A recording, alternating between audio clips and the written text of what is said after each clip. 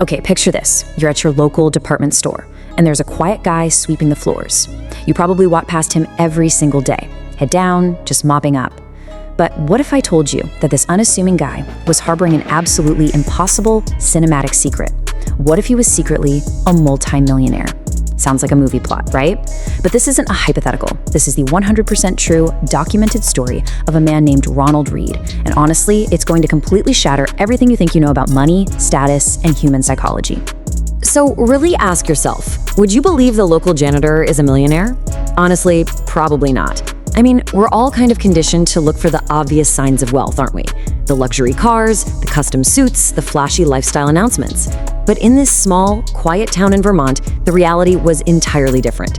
The guy wiping down the counters and sweeping the aisles was playing a completely different game than the rest of the world, literally right under everyone's noses.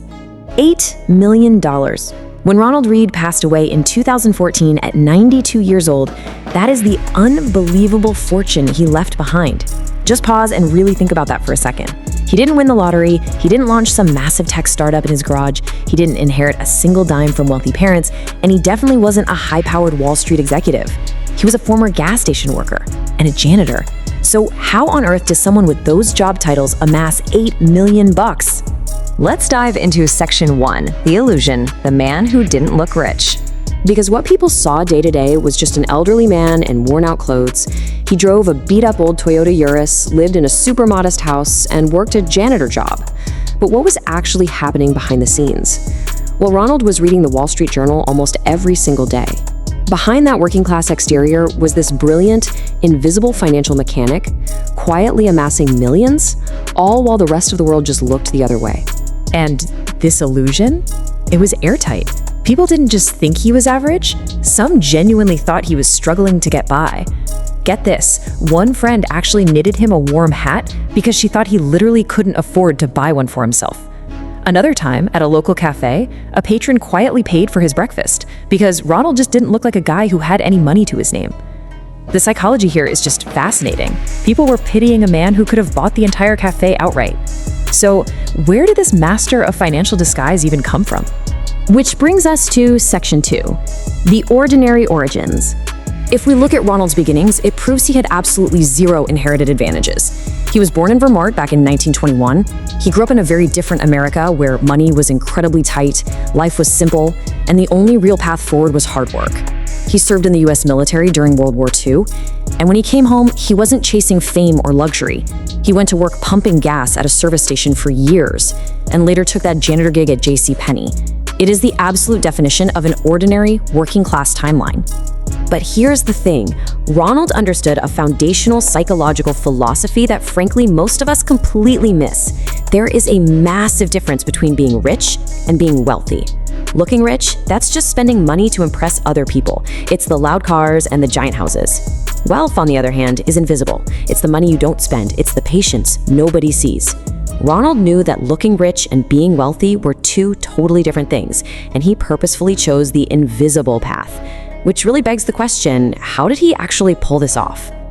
All right, Section 3, the invisible mechanics. So while everyone assumed he was struggling, Ronald was relentlessly saving and investing. And he wasn't gambling, okay? He wasn't chasing the next hot tech stock or trying to get rich overnight. He preferred companies that he believed could survive for decades, businesses making real products for real customers. He built this rock-solid blue-chip portfolio. Think household names like Procter & Gamble, J.M. Smucker, and Johnson & Johnson. He bought boring, incredibly reliable businesses that paid steady dividends. His entire strategy relied on a powerful, invisible cycle. Step 1, buy real companies. Step 2, collect the dividends. Step 3, reinvest those dividends to buy even more shares, which of course produce even more dividends. And step 4, which is honestly the hardest step of all, wait decades. It's a cycle that feels agonizingly slow at first, almost imperceptible, but over decades, time does all the heavy lifting, turning those quiet, disciplined little choices into a massive, unstoppable wealth machine. But here is where the true suspense of his story kicks in, because what happens when that machine gets tested? When the economy tanked and the market crashed, millions of professional Wall Street investors completely panicked. They sold, they ran for safety, but Ronald simply held on. His greatest secret wasn't actually how little he spent, it was his extreme psychological patience. He didn't suddenly panic and decide investing was a mistake. While everyone else was looking for the exits, he stayed disciplined when literally nobody was watching. And so the decades pass, the cycle just keeps turning, right up until the very end. Let's move to Section 4, the ultimate reveal. In 2014, Ronald Read passed away at the age of 92, and that is the exact moment his cinematic secret finally became public. Just imagine the utter shock of those Vermont townspeople who knew him. Imagine his lawyers and friends opening up the documents, looking at the numbers, and probably refusing to believe their own eyes. The quiet janitor, the guy who needed a knitted hat from a friend to stay warm, had left behind an estate worth nearly $8 million. But the shock wasn't just the sheer size of the number. It was where that money actually went. You see, he hadn't hoarded this fortune for his own ego. After his death, the massive beneficiaries of all this invisible wealth were local institutions. Millions of dollars went to the Brattleboro Memorial Hospital, and millions more to the Brooks Memorial Library. The man everyone assumed was completely ordinary had quietly built an absolute empire, just to give it all back to his community. He didn't leave behind a mansion, you guys. He left behind a message. Ronald achieved true financial freedom without ever looking the part.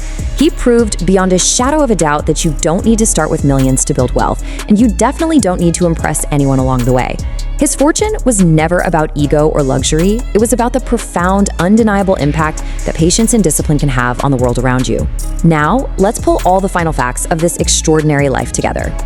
Section 5, the documentary dossier.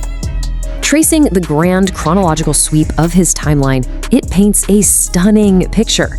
He's born in 1921 into a world of tight money.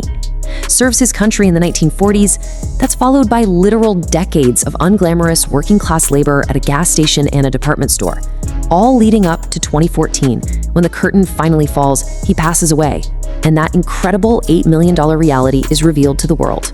A perfectly ordinary timeline hiding an extraordinarily massive secret. As we close out this explainer, let's lock in the essential facts. Our key character here, Ronald Read, the absolute master of invisible wealth, and our foundational locations, the unassuming towns of Vermont, the Brattleboro Memorial Hospital, and the Brooks Memorial Library. Institutions that were forever changed by a man whose day job was sweeping floors. But, as with any great true story, we're left with some lingering psychological mysteries. Like, did Ronald Read actually know down to the dollar exactly how much his investments had compounded into at the very end? Did he fully grasp the $8 million? And maybe more importantly, did he ever, even for a single moment, actually want to spend it on himself? Or was the quiet act of building it the only reward he ever really needed? That mystery brings us to our powerful thematic conclusion. Wealth doesn't always make noise. We live in a world that is completely obsessed with loud, flashy success. But Ronald proved that sometimes wealth just sits quietly. It works quietly. It grows in the background over decades. And then, one day, it speaks for itself loud enough to change an entire community. So I want to leave you with this final, provocative thought to take out into the real world. The next time you're at a store or a local cafe and you see someone wearing old clothes, driving a beat-up car, living a remarkably simple life, don't just assume you know their story. Ask yourself, are you looking at someone who's struggling, or are you looking at a secret millionaire? Because as Ronald Read proved, every fortune has a story, and sometimes the most incredible ones are entirely invisible. Thanks so much for diving into this explainer with me. Keep questioning what you see, and I'll catch you next time.